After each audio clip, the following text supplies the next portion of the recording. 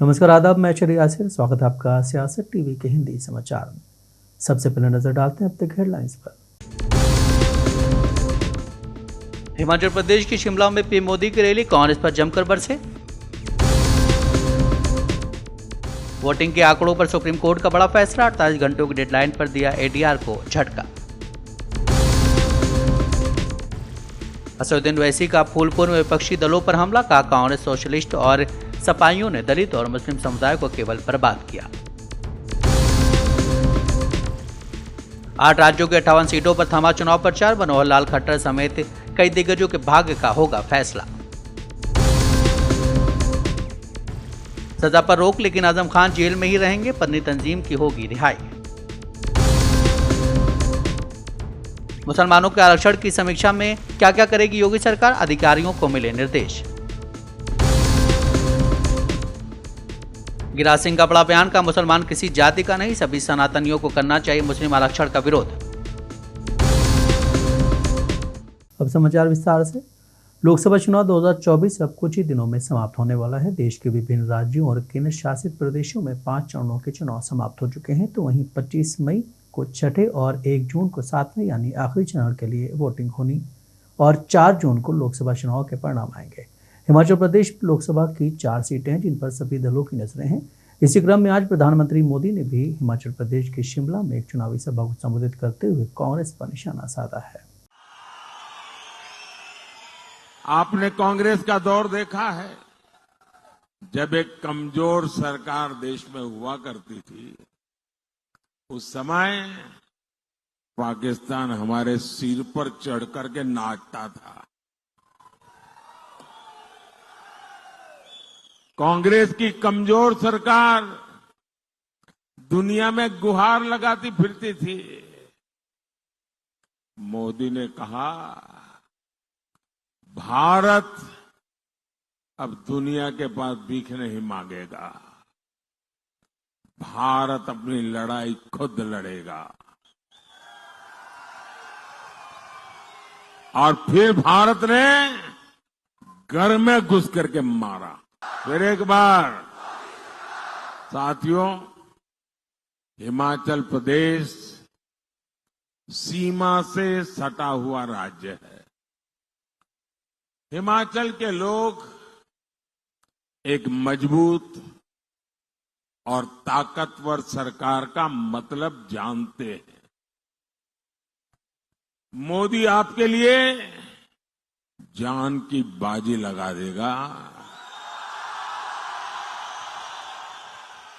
लेकिन आप पर कभी संकट नहीं आने देगा। दिल्ली की सभी 7 लोकसभा सीटों पर 25 मई यानी कल होने वाले छठे चरण के मतदान को लेकर चुनाव प्रचार थम गया है। चुनाव प्रचार के आखिरी दिन बीजेपी और इंडिया गठबंधन के प्रत्याशियों और दिग्गजों ने अपनी पूरी ताकत जनता को अपने पक्ष में करने में झोंक दी है। कांग्रेस पार्टी के नेता राहुल गांधी ने 23 मई को दिल्ली की जनता के बीच अपनी उपस्थिति दर्ज कराई और लोगों को संबोधित किया। इलेक्शन कॉन्स्टिट्यूशन के बारे में है। बीजेपी नरेंद्र मोदी जी कॉन्स्टिट्यूशन पर आक्रमण कर रहे हैं, रिजर्वेशंस पर आक्रमण कर रहे हैं। 22 लोगों के लिए उन्होंने सारा का सारा काम किया है। अदानी जी को देश की संपत्ति पकड़ा दी है। हम चाहते हैं कि 90% की राजनीति हो, गरीब लोगों की, किसानों की, मजदूरों की, पिछड़ों की, दलितों की, आदिवासियों की, माइनॉरिटीज की, गरीब जनरल कास्ट की राजनीति हो। ये चुनाव चल रहा है और हमारा जो रिजल्ट आएगा वो आप सबको सरप्राइज करेगा। इंडिया की सरकार बन रही है। Thank you very much. Supreme court ने निर्वाचन आयोग को लोकसभा चुनाव के दौरान मतदान प्रतिशत के आंकड़े उसकी वेबसाइट पर अपलोड करने के संबंध में कोई निर्देश देने से मना कर दिया है। सुप्रीम कोर्ट ने कहा है कि लोकसभा चुनाव को लेकर 5 चरण हो चुके हैं, 2 चरण बचे हैं। ऐसे में निर्वाचन आयोग के लिए वेबसाइट पर मतदान प्रतिशत के आंकड़े अपलोड करने के काम में लोगों को लगाना मुश्किल है। कोर्ट ने एडीआर की उस याचिका को खारिज कर दिया है जिसमें चुनाव आयोग को लोकसभा के प्रत्येक चरण के मतदान के समापन के 48 घंटे के भीतर वेबसाइट पर मतदान केंद्रवार आंकड़े अपलोड करने का निर्देश देने की मांग की गई थी। जस्टिस दीपांकर दत्ता और जस्टिस सतीश चंद्र शर्मा की अवकाशकालीन पीठ ने एसोसिएशन फॉर डेमोक्रेटिक रिफॉर्म्स की उस याचिका को खारिज कर दिया जिसमें चुनाव आयोग को लोकसभा के प्रत्येक चरण के मतदान के समापन के 48 घंटे के भीतर वेबसाइट पर मतदान केंद्रवार आंकड़े अपलोड करने का निर्देश देने की मांग की गई थी। एडीआर की याचिका का विरोध करते हुए चुनाव आयोग ने कहा कि इससे भ्रम पैदा होगा। निर्वाचन आयोग ने सुप्रीम कोर्ट में कहा कि मतदान केंद्रवार मतदान प्रतिशत के आंकड़े बिना सोचे समझे जारी करने और वेबसाइट पर पोस्ट करने से लोकसभा चुनाव में व्यस्त मशीनरी में भ्रम की स्थिति पैदा हो जाएगी। आयोग ने कोर्ट में दायर हल्फनामों में कहा कि उम्मीदवार या उसके एजेंट के अलावा किसी अन्य व्यक्ति को फॉर्म 17C प्रदान करने का कोई कानून या अधिदेश नहीं है। याचिकाकर्ता ने चुनाव आयोग को यह निर्देश देने का आग्रह किया कि सभी मतदान केंद्रों की फॉर्म 17C भाग 1 प्रतियां मतदान के तुरंत बाद अपलोड की जानी चाहिए। यूपी के फूलपुर में एक सार्वजनिक बैठक को संबोधित करते हुए हैदराबाद से सांसद और एमआईएम प्रमुख असदुद्दीन ओवैसी ने लोगों से अपील की। उन्होंने कहा है कि आपने अब तक कांग्रेस, सोशलिस्ट पार्टी, जनता दल, जनता पार्टी और समाजवादी पार्टी को वोट दिया, लेकिन आपको कुछ नहीं मिला है। मैं चाहता हूं कि आप आशा के साथ मतदान करें। आपने कभी कांग्रेस तो कभी सोशलिस्ट पार्टी तो कभी जनता दल तो कभी जनता पार्टी तो कभी समाजवादी पार्टी। मेरे अजीज दोस्तों और बुजुर्गों, हम और आपने कुछ हासिल नहीं किया। जिसको आपने वोट दिया आपने उनकी किस्मत बदल दी। जिसको आपने वोट दिया उनको आपने लखनऊ की गद्दी पर बिठाया तो कभी आपने दिल्ली के तख्त पर उनको बिठाया। मगर जिसको आपने अपना वोट दिया, जिसको आपने अपनी दुआओं से, अपनी मेहनत से कामयाब किया, उन सब ने मिलकर हमको बर्बाद करने की कोशिश की। तो मेरी आपसे गुजारिश है कि 25 तारीख के दिन आप अपने वोट का सही इस्तेमाल करिए। पुणे पोर्शे कांड से महाराष्ट्र की पूरी राजनीतिक तस्वीर बदल गई। ये मामला अब राज्य का सबसे बड़ा मुद्दा बन गया है। विपक्षी दल इस मामले में विरोध प्रदर्शन कर रहे हैं। उन्होंने पुलिस पर दबाव बनाने का आरोप लगाया है। वहीं भाजपा और राज्य सरकार पर भी निशाना साधा। विपक्षी नेताओं का कहना है कि देवेंद्र फडणवीस और भाजपा ने पुणे को बर्बाद कर दिया है। प्रकरण है उसमें पुलिस अधिकारी, तपास अधिकारी वो डिफॉल्टर है, तो उसके ऊपर केस दर्ज होना चाहिए। ये बात मैंने अपने माध्यम से उनको बताया और उनको लेटर भी दिया है। वो जो खटला है वो फास्ट ट्रैक में लेके वो जो गुजर गए उनको इंसाफ मिलना चाहिए। आप ये इनके पुलिस कमिश्नर के ट्रांसफर की भी मांग कर रहे हैं, सस्पेंशन की भी मांग कर रहे हैं क्या? पुलिस कमिश्नर है, उनको सब कुछ मालूम है और उन्हें इस्तीफा देके यहाँ से बदली होना चाहिए उनकी। आप किस तरह इस पूरे धरना दे रहे हैं यहाँ पे? किस तरह आप यहाँ पे बैठे रहेंगे जब तक? मैं थोड़ी देर बैठने वाला है। उनको समझना चाहिए, पुणे के लोग रोड पे आए तो उनको मालूम किया तो बस बात। छत्तीसगढ़ के नारायणपुर और बीजापुर जिले की सीमा में सुरक्षा बलों ने गुरुवार को मुठभेड़ में 7 नक्सलियों को मार गिराया। पुलिस अधिकारियों के मुताबिक नारायणपुर बीजापुर जिले के सीमावर्ती क्षेत्र में नक्सलियों के प्लाटन नंबर 16 और इंद्रवती एरिया कमेटी के नक्सलियों की मौजूदगी की सूचना मिली थी। उन्होंने बताया कि टीम आज सुबह 11 बजे जब क्षेत्र में थी तो नक्सलियों ने उन पर गोलीबारी शुरू कर दी थी। और नारायणपुर, बीजापुर और दंतेवाड़ा के सीमांत प्रांतों में बस्तर फाइटर, डीआरजी और इनके संयुक्त ऑपरेशन में मुठभेड़ हुई है। 7 और मतलब आज मिला के 8 नक्सली, वर्दीधारी, हथियारधारी ये मारे गए हैं। सुरक्षा बलों के शौर्य का परिचय है और कोई भी जवान हताहत नहीं हुआ है। खरोच भी किसी को नहीं आई है, ये बड़ी बात है। फिर भी सरकार का यही आग्रह है आप नक्सलियों से, माओवादियों से कि आप मुख्यधारा में आए और आप वार्ता करें, यही हमारा आग्रह है। लोकसभा चुनाव के छठे चरण के लिए जोरदार प्रचार अभियान गुरुवार को थम गया। इसमें 58 संसदीय सीटों पर 25 मई को मतदान होगा। मतदाताओं से जोड़ने के लिए सभी राजनीतिक दलों के प्रमुखों ने जोरदार प्रचार किया। निर्वाचन क्षेत्र 8 राज्यों और केंद्र शासित प्रदेशों में है।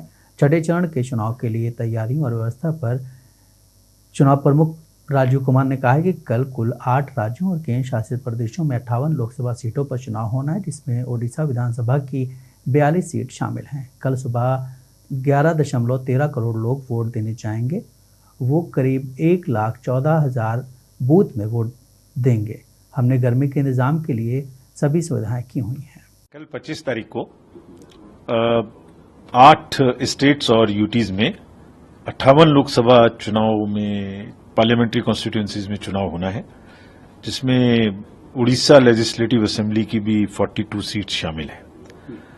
तो कल करीब 11.13 करोड़ वोटर्स वोट देने जाएंगे और वो जाएंगे लगभग 1,14,000 बूथ पे कल वोट देने जाएंगे। तो सबसे आह्वान है कि वोट देने जरूर आए। ये मतलब छठी फेज है कल और थोड़ी गर्मी है, गर्मी के सारे इंतजाम हमने बचाने के बूथ्स पिक किए हैं, यानी वहां शामियाने लगवाए हैं, पंखा और कूलर की भी व्यवस्था करने की बहुत सारी जगह में कोशिश की है, पानी की व्यवस्था हर जगह होगी, ORS भी रखवाया है, डॉक्टर्स भी रहेंगे आसपास में ही अगर किसी की कोई तबीयत खराब हो जाए। तो सारी व्यवस्था है हमारी, गर्मी को जिस तरीके से हम कम कर सकें। और सबसे बहुत ज्यादा गुजारिश है, रिक्वेस्ट है कि इस महोत्सव में बढ़ चढ़ के भाग लें। अभी तक वोटिंग परसेंटेज अच्छी हुई है, 4th में भी इंप्रूव हुई, 5th में भी इंप्रूव हुई, तो मुझे उम्मीद है कि 6th में और ज्यादा इंप्रूव होगी और इसमें जो शहरी एरिया है जो वो भी बढ़ चढ़ के भाग लेंगे। छत्तीसगढ़ के पूर्व मुख्यमंत्री और कांग्रेस नेता भूपेश बघेल ने आज चुनाव आयोग पर निशाना साधते हुए कहा है कि जब लोग बैलेट पेपर के जरिए वोट करते थे तो चुनाव आयोग 24 घंटे के भीतर मतदान प्रतिशत का डेटा जारी करता था। आज डिजिटल युग में चुनाव आयोग डेटा नहीं देगा। 8-10 दिनों के बाद जब डेटा मिलता है तो उसमें 6 या 8% और बढ़ जाता है। इसका मतलब है कि चुनाव आयोग पक्षपाती है। सारे कितने वोट पड़े उसको जारी कर देते थे। आज इलेक्ट्रॉनिक युग है और इलेक्ट्रॉनिक युग है, आप कहते हैं मतगणना में ज्यादा समय लगेगा इसलिए हम बैलेट पेपर से नहीं कराते। और अब जब इलेक्ट्रॉनिक युग है तो निर्वाचन आयोग एक सप्ताह 10-10 दिन तक के आप वो कितने वोट पड़े उसकी जानकारी आप नहीं दे रहे हैं और जानकारी आती 6 से 8% वोट प्रतिशत बढ़ गया।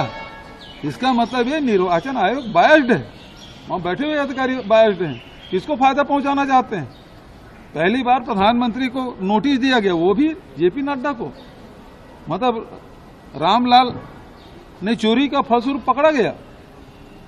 तो आप प्रधानमंत्री बयान देते हैं और जेपी नड्डा को आप नोटिस देंगे। ये स्थिति निर्वाचन आयोग की इतनी दयनीय स्थिति हमने पहली बार। स्वाति मलीवाल मारपीट मामले पर बीजेपी नेता गौरव भाटिया ने आज आम आदमी पार्टी और दिल्ली के मुख्यमंत्री अरविंद केजरीवाल पर निशाना साधते हुए कहा है कि जब सीसीटीवी फुटेज नष्ट किया जाता है तो पता चलता है कि एक जघन्य अपराध कितना किया गया है। अरविंद केजरीवाल सबूत नष्ट करने की पूरी कोशिश कर रहे हैं। अरविंद केजरीवाल पीड़ित महिला के साथ नहीं बल्कि आरोपियों के साथ खड़े हैं। लेकिन ऐसा नहीं हुआ। This is circumstantial evidence. Circumstantial evidence leads to only one conclusion, prima facie, subject to trial. When a CCTV footage is destroyed, it clearly reveals that a heinous crime has been committed. And Arvind Kejriwal is trying his best to destroy evidence. Evidence that is the proof of culpability of Arvind Kejriwal and Bibhav Kumar. Second circumstantial evidence, which is very important, is the formatting of the phone of Bibhav Kumar.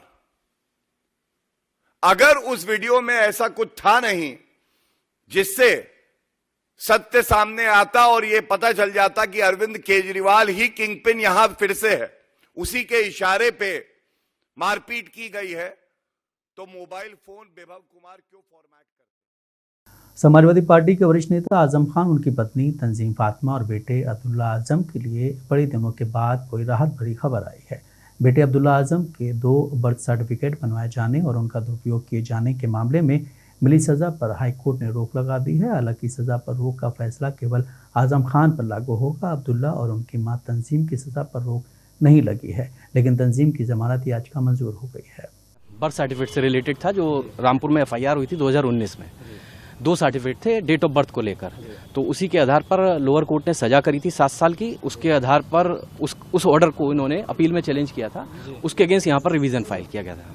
हाँ। अभी फिलहाल क्या clarification है, किसको stay हुआ है? और देखिए फिलहाल तो तीनों की बेल हुई है। आजम खां का कन्विक्शन स्टे किया है और तंजीन फातिमा और अब्दुल्ला आजम खां का कन्विक्शन रिजेक्ट किया है, मतलब स्टे नहीं किया है। वो बरकरार रहेगी सजा, हाँ वो रिवीजन चलेगा, अभी यहाँ पर सुनवाई होगी सजा पर। किस तरीके से राहत मानते हैं? देखिए राहत तो नहीं है, लेकिन यह है कि अभी जजमेंट पूरा आ जाए, पढ़ लें पहले उसको, तब उसके बाद ही पूरा बता पाएंगे। अभी जजमेंट नहीं आ पाया है, अभी तो कोर्ट ने डिक्टेट किया है, तो उसके आधार पर हम आपको बता रहे हैं। बाकी जजमेंट आ जाएगा, उसको एनालाइज करेंगे कि क्या कमी रह गई, क्या हुआ। कुल मिला के तीनों को बेल मिल गई? तीनों को बेल मिली है अभी, और आजम खां का कन्विक्शन स्टे किया है, तंजीन फातिमा और अब्दुल्ला का रिजेक्ट किया। उत्तर प्रदेश की जौनपुर लोकसभा सीट पर पूर्व सांसद धनंजय सिंह ने बीजेपी को समर्थन देने का ऐलान किया। इसके बाद से यहाँ की सियासत गरमाई हुई है।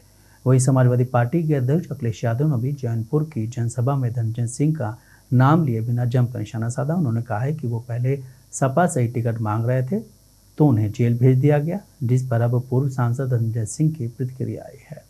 देखिए, ऐसा नहीं था, कैंडिडेट को लेके कुछ कुछ जगहों पे बातें थी, लेकिन ओवरऑल बाद में चीज़ें सब मैनेज हुई हैं। सारे लोगों को वो हुआ कि नहीं, सब लोग देश को देखते हुए, मोदी जी को देखते हुए, योगी जी को देखते हुए वोट किया जाए। लोकल थोड़ा बहुत जो रिजर्वमेंट था वो धीरे धीरे सब समाप्त, और होता भी है, आम बात है कि जब प्रतिनिधि होते हैं तो सारी चीज़ों को फुलफिल हो नहीं पाती हैं, एक सामान्य सी प्रक्रिया है। लेकिन जो लोग मूल जो बीजेपी के साथ लोग थे वो जाएंगे कहाँ, वो बीजेपी के साथ ही रहेंगे। क्या बदबुरी क्यों सपोर्ट किया गया? आप बसपा से सांसद रहे पहले? नहीं, हम बसपा से सांसद रहने से पहले हम जेडीयू से विधायक थे, भारतीय जनता पार्टी के सहयोग से रहे। 2002 में भी मैं चुनाव जीता तो उसमें भारतीय जनता पार्टी के सहयोगी हमारे साथ रहे, और उस समय रामविलास जी मंत्री थे, और उसके बावजूद हमारे चुनाव में आए थे हमारी जनसभा करने के लिए। तो मेरा बीजेपी के साथ अलाइनमेंट हमेशा रहा है। मेरा एक लोकसभा का चुनाव छोड़ के मैं बीजेपी, जेडीयू या जो बीजेपी अलाइज पार्टियों के साथ ही मेरी राजनीति जिले की रही है, और जिले की राजनीति में हम लोगों की समाजवादी पार्टी के साथ राजनीतिक मतभेद हमेशा रहे हैं, तो वो भी एक नज़दीकी भारतीय जनता पार्टी के साथ रही है। बहुत ड्रामेटिक हुआ जौनपुर में सब कुछ? Nothing was dramatic. देखिए, बहुत सामान्य सी प्रक्रिया थी। मैं जेल था, मुझे एक मामले में कन्विक्शन हुआ, मैं चुनाव से बाहर था, मेरी पत्नी को इन लोगों ने अप्रोच किया, कोऑर्डिनेटर्स ने, जो बीएसपी में कोऑर्डिनेटर। लोकसभा चुनाव के छठे चरण की वोटिंग के लिए अभी कुछ ही घंटे महज बाकी हैं। ऐसे में छठे फेज की वोटिंग से ठीक पहले मुस्लिम आरक्षण का मुद्दा बड़ा बन गया है। उत्तर प्रदेश में जिन 2 चरणों में चुनाव होना, उनमें पूर्वांचल की ज़्यादातर सीटें हैं। छठे चरण में यूपी की 14 सीटों पर वोटिंग है, जिसमें पूर्वांचल की 11 सीटें हैं। 7वें चरण में यूपी की 13 सीटों पर चुनाव है और ये सभी सीटें पूर्वांचल में आती हैं। दावा है कि उत्तर प्रदेश में 24 से ज़्यादा मुस्लिम जातियों को ओबीसी कोटे में आरक्षण मिलता है।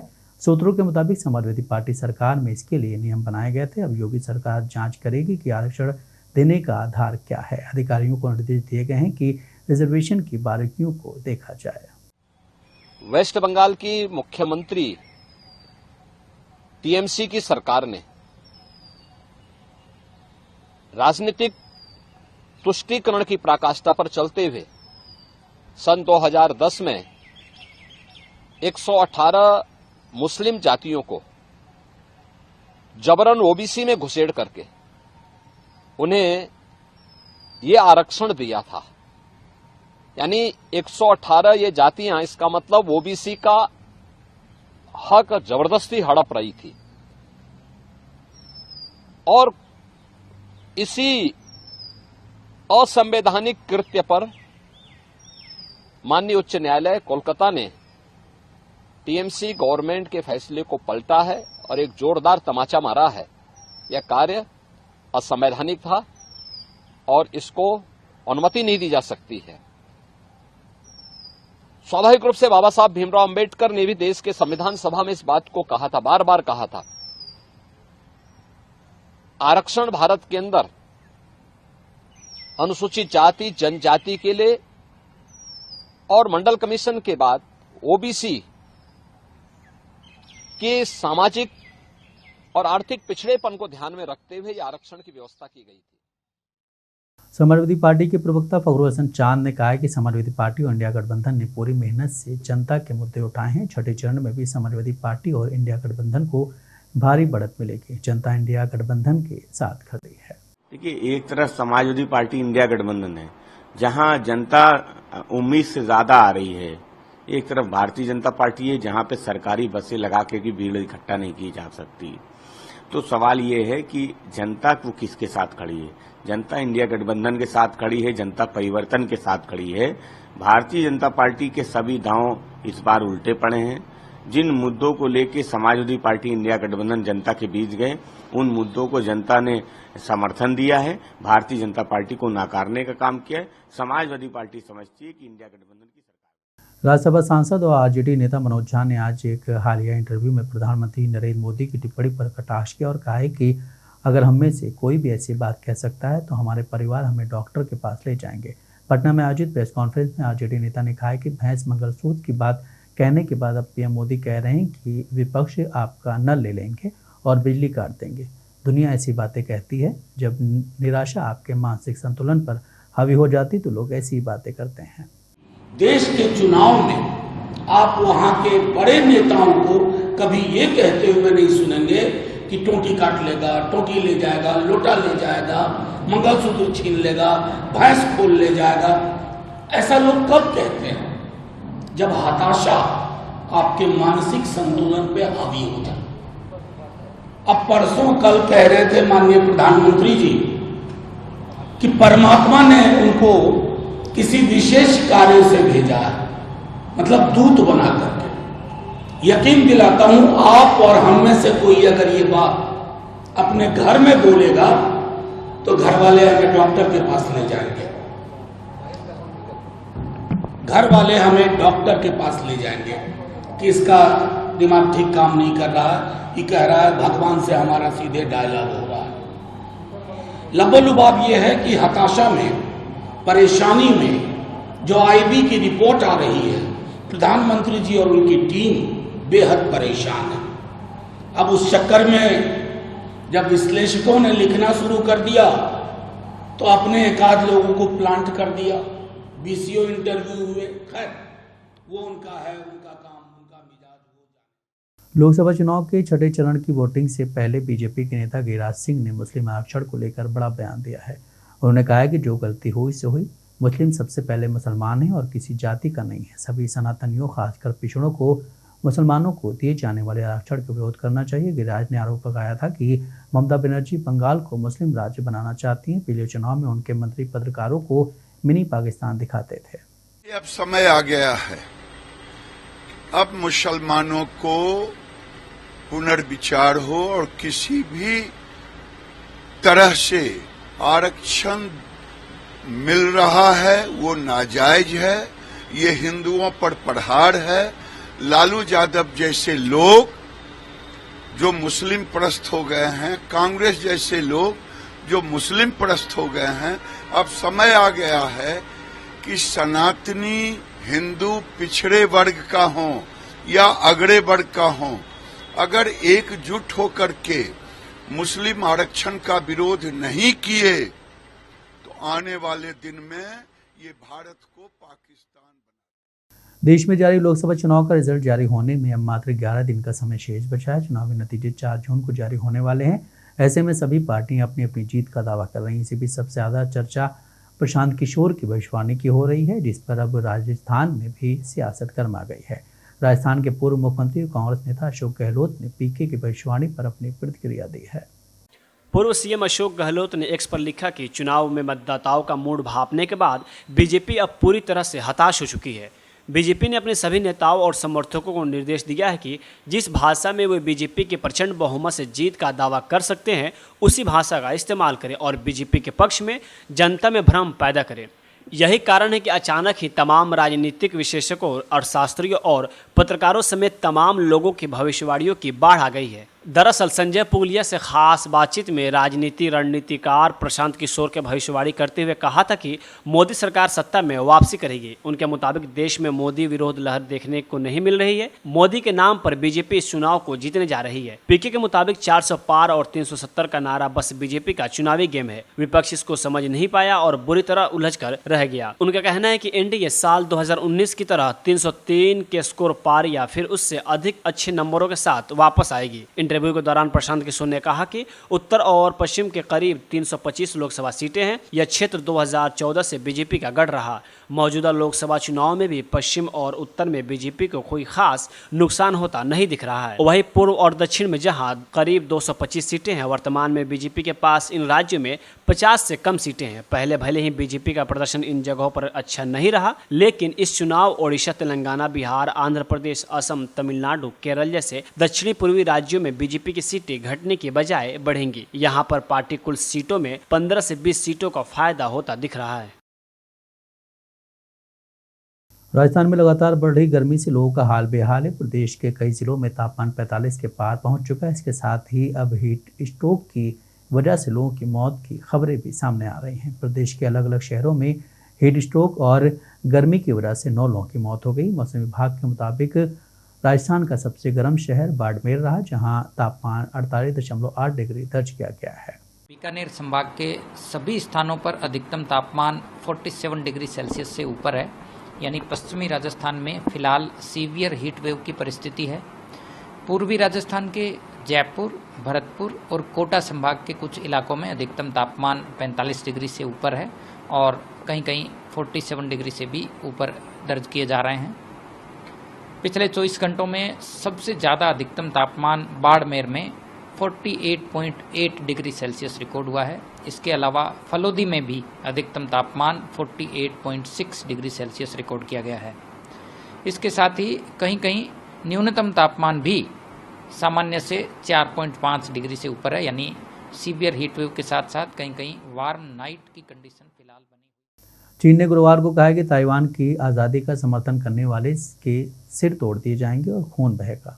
चीन ने कहा है कि स्वशासित द्वीप ताइवान के आसपास से उनके सैन्य अभ्यास का उद्देश्य गंभीर चेतावनी देना है। ताइवान की नौसेना ने चीनी युद्धाभ्यास का चित्र साझा किया है। दरअसल हाल ही में ताइवान के नए राष्ट्रपति लाई चिंग ने पद की शपथ ली है। इस दौरान उन्होंने अपने 30 मिनट के भाषण में चीन को जमकर चेतावनी दी थी।